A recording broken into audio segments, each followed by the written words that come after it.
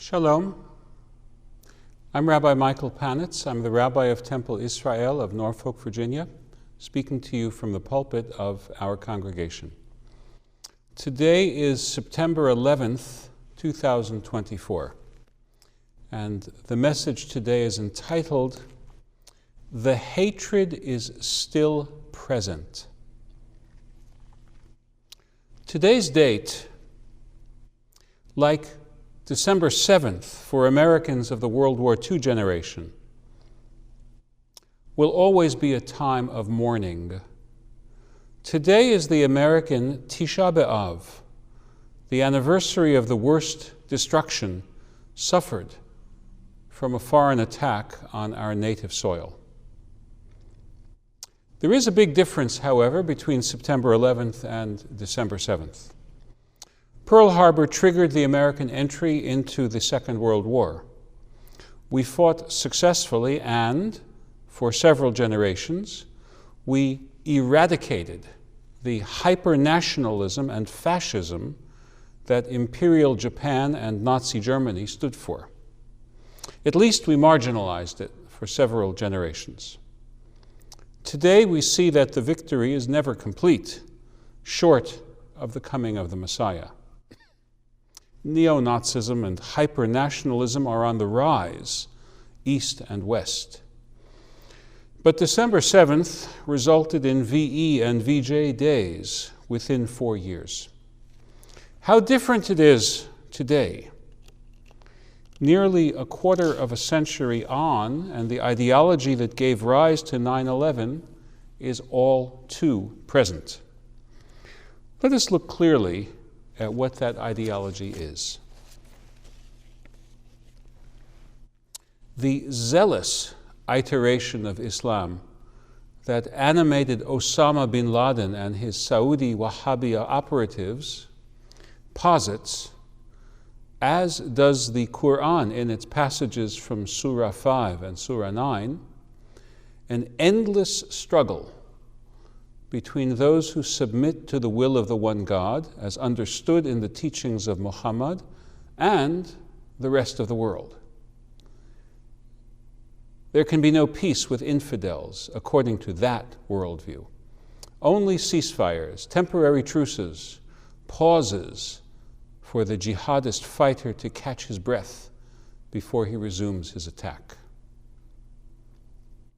There were centuries where that ideology cooled off without ever being repudiated.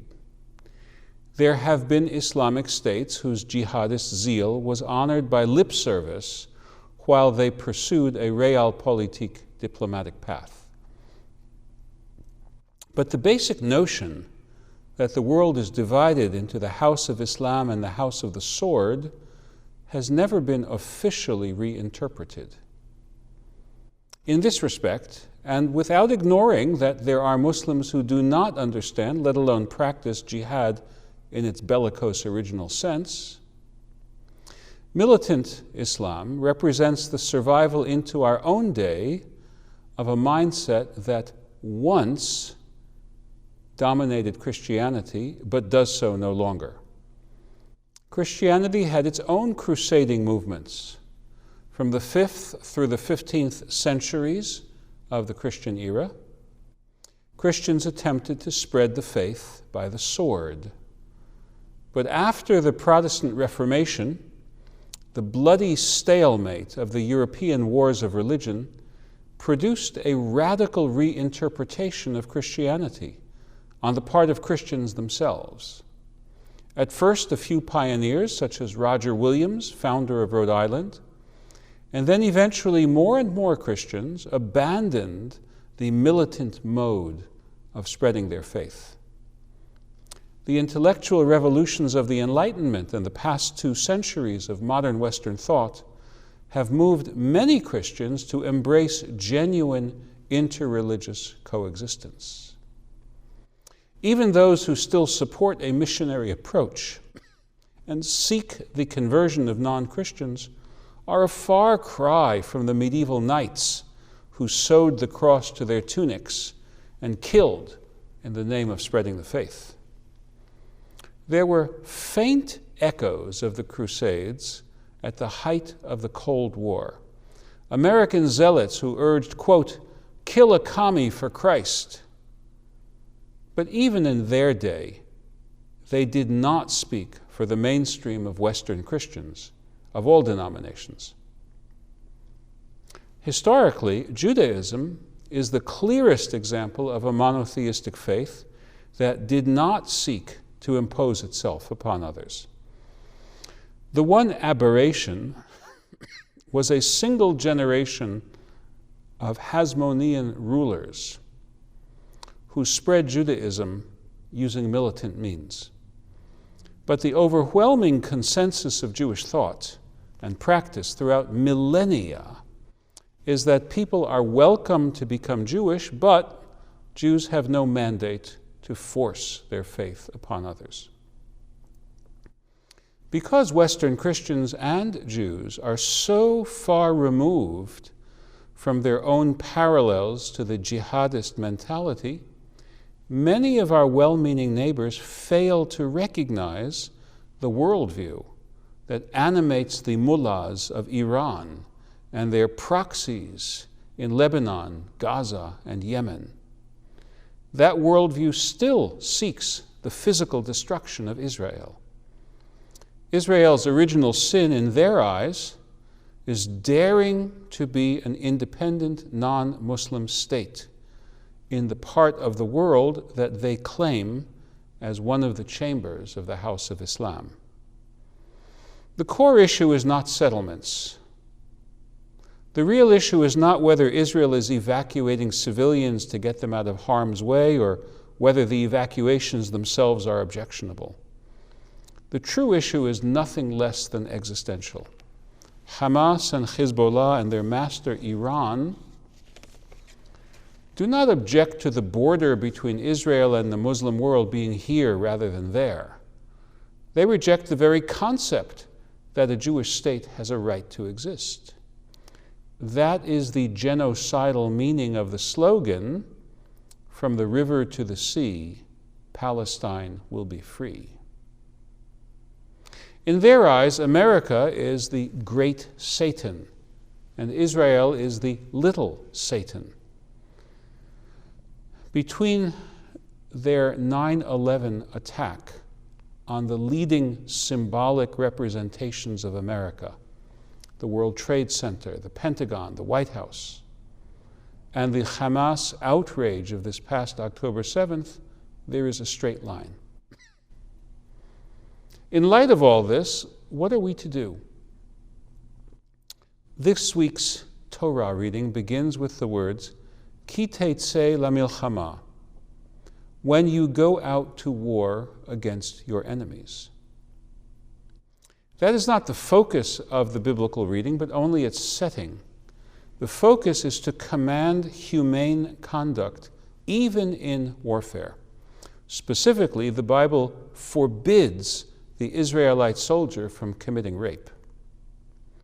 We know from October 7th how the Hamas zealots practiced the exact opposite of that religious ethos of civilized restraint, even in the midst of warfare. And this provides the answer to our question, what are we to do? It is a twofold answer. First, we must defend ourselves. We must insist to our allies that we do not forfeit the right of self-defense and that we cannot be forced to abandon it. Second, we must uphold civilized standards even in the midst of our self-defense. Perhaps there will always be gray areas, specific instances where these two mandates tend in opposite directions, and we will have to find just the right golden mean. But the basics are clear. Israel was right to go to war on October 8th, or shall we say, to resume the high-intensity war that Hamas and other rejectionist Arab powers have forced upon it since 1948.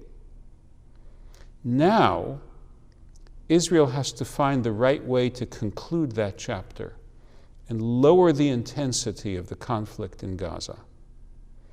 perhaps because it has to prepare for an even greater challenge from enemies to the north. Mitzafon tipatah hara'ah, catastrophe will come from the north.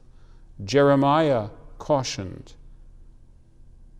The first chapter of Jeremiah.